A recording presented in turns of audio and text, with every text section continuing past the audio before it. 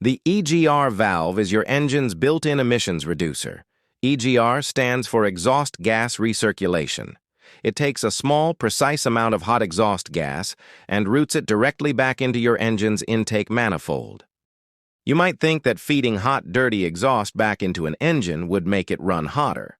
Surprisingly, it does the exact opposite. Exhaust gas lacks oxygen, so it actually slows down the combustion process. By slowing down the explosion inside the cylinder, the overall temperature drops significantly.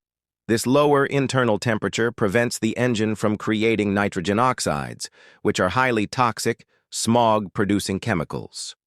The engine computer carefully controls this metallic valve. When you are idling, the valve stays completely shut to keep the engine running smoothly. As you accelerate and temperatures rise, the valve opens up to let the exhaust gases flow.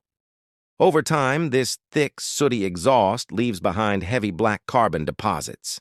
These rock-hard deposits eventually clog the internal metal plunger, causing the valve to get permanently stuck open or stuck closed. If the valve gets stuck open, it acts like a massive vacuum leak, causing a terrible rough idle and constant stalling.